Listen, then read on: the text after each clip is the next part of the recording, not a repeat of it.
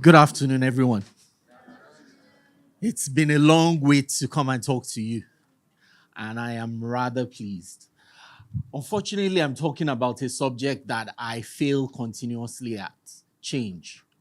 Um, Anyone that works with me here would know that I'm not good at change. I wake up the same time every day. I come to work the same time every day. I do the same things every day, right? Not a great indicator for change, right? Do you guys respond? Anyway, but there is something about change that rings through for all of us. Everything in life rides and falls on your ability to change. So change is what dictates your success in life. True or false? Absolutely. And I'm going to talk to you about change today and how it encompasses our daily lives. First things first. What is change? Change is altering something or changing something from one state to another. And it is true that human nature is based on change. If you think about it, from the day you're born to the day you die, you're going through biological change, right? So, human nature also, animal kingdom, you give birth to a baby antelope. A baby antelope, from the time it is born, within 24 hours is able to stand up and run. Because if it doesn't stand up and run, what happens to it? It becomes prey. Someone eats it, right? But change is one of the most resisted activities in the world. People don't like to change. I used myself as an example. My normal Saturday routine is to sit down and watch WWE. Does anyone watch that? Every Saturday, that's what I do. So coming here this Saturday to wait for you guys was out of character, right? And one thing I need you to not forget as we talk about change is internally, human beings always resist it. So you guys, as you're sitting here, there are things you like to do. You don't want to change them. There's the way you like to look. There's the way you like to speak. There's the way you behave that you're not interested in changing. You have to understand that the first point is change is difficult and resisted by us. The second thing is you guys have it easy. I need you to understand that. I'm probably the oldest person in this room right now. Yes? Anybody wants to challenge me?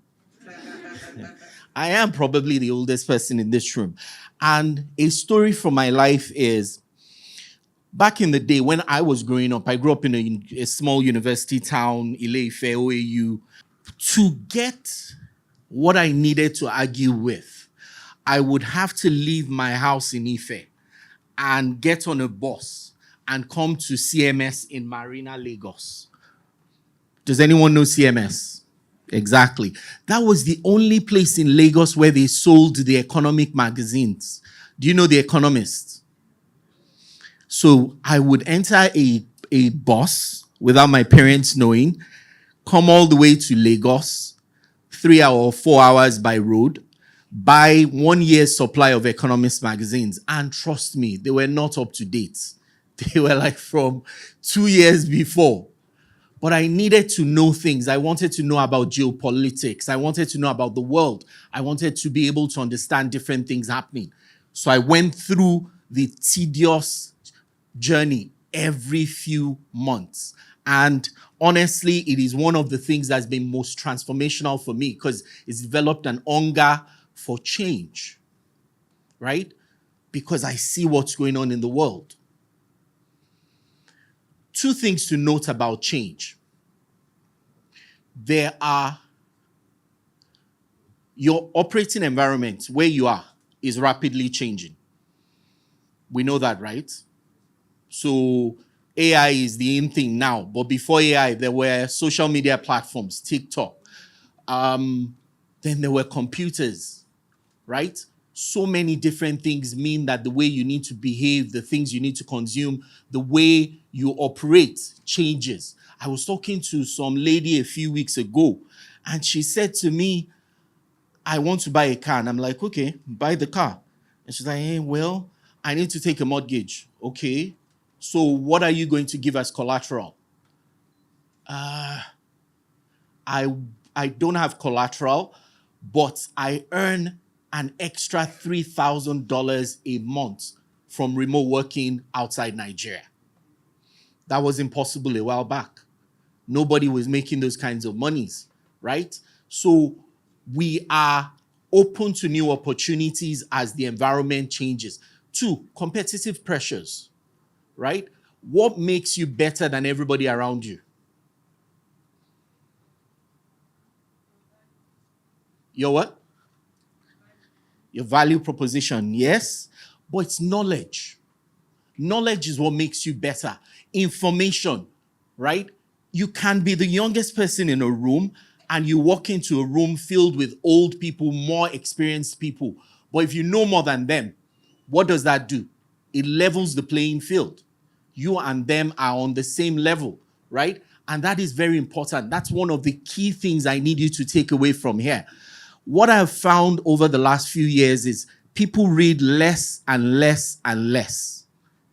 I'm not sure why. Maybe because the culture now is watching things, right? And that just it's a simplification of what you should be reading. You can watch things. Get your information anyhow you can, but just be more knowledgeable than the next person to you. Two companies I want to use as examples as I'm pushing my conversation around change.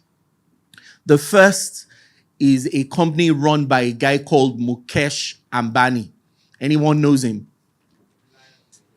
Reliance. Excellent. Reliance. But the company I want to talk about is called Jio. Mukesh came from old money, right? His dad was a billionaire. By the time he was 24, his dad gave him the task of building a 600,000 liters refinery, right? Big task. So basically, think about Dangote now, and he choosing one of his sons to run Dangote refinery. So he had money, he was comfortable, no wahala, everything was rosy. But then one day in 2012, he was in his house and he was interacting with his daughter, and his daughter says, "Oh, Dad, this is so much trouble. I cannot get data quality that allows me to do my school assignments." Simple, right? The data quality is not good. It's you're streaming and nothing is showing. You can't watch YouTube. You can't watch anything, right?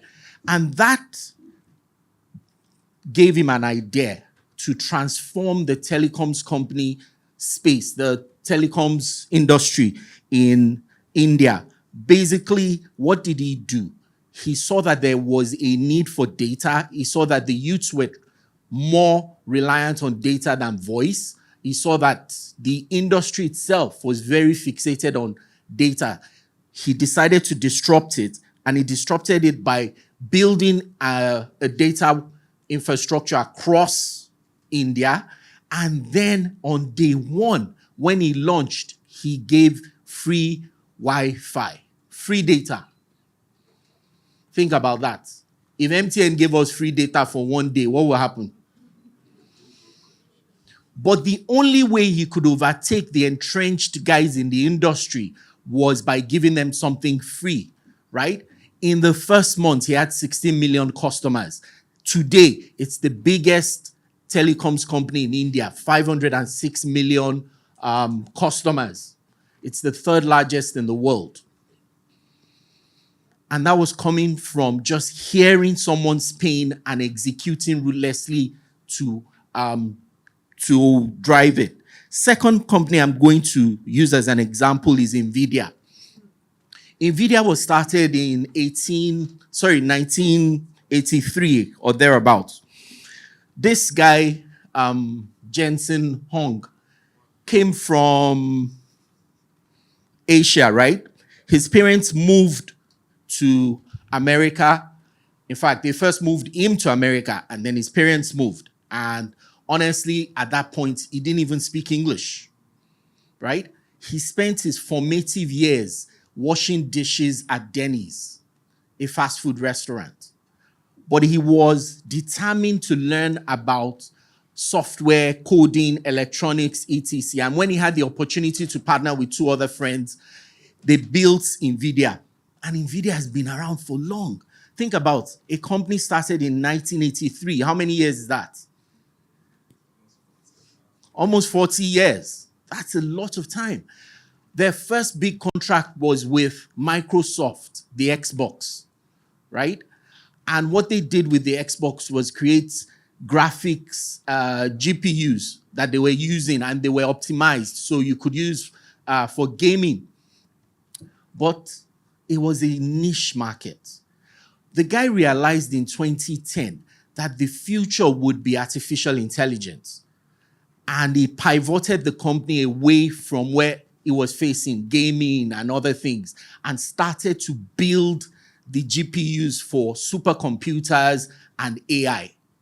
So when you see his valuation now, in 2025, he was the first company to cross 5 trillion in market cap in the world.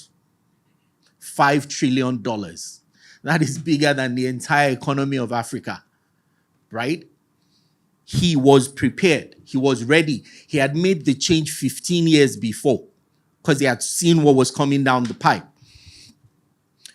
But really, what am I trying to say here, and what do I want to leave you with? There are two more things I need to say. The first is you have one of two options in life: to metamorphosize into something new, or to stagnate and die as who you are. Sounds harsh, but it is true. Everybody sitting in this room today has the potential to be the richest man in the world, to be the Dangote of Nigeria, to be the president of Nigeria, to be the richest man in even their village or town, right? You have that potential. But if you do not aggressively sit down and make that happen, nobody is going to make it happen for you. That is one. Two, change is natural. It is human. Every day you wake up and your body itself is changing, right? So you have to be deliberate about change. I need to get to X. My goal in life is to be the richest man. Nothing wrong with that, right? But how do I get there? Sit down and use even the most old-fashioned of tools, a SWOT analysis. Have you ever conducted a personal SWOT analysis? Do we know what a SWOT analysis is? Okay. Strengths, weaknesses, opportunities, threats, right? Look at yourself and say, what are my strengths? What are my weaknesses? Where do I see the opportunities? What are those threats that bother me, that will stop me from getting to where I'm going, right? And then ruthlessly execute. Make sure that you plug your weaknesses, you build on your strengths, you seize your opportunities, and you address your threats easily. And the last thing, the last slide for me, like I said before, you have two options. You can either just stagnate, settle, be happy with what you have. Hey, it's okay. Not everybody can be the top dog. Not everybody can be CEO. Not everybody can be MD. But you have that potential, right? Are you settling? Ask yourself this question as I leave now. Are you settling, or are you deliberately setting out to transform and change? Radical change. Thank you.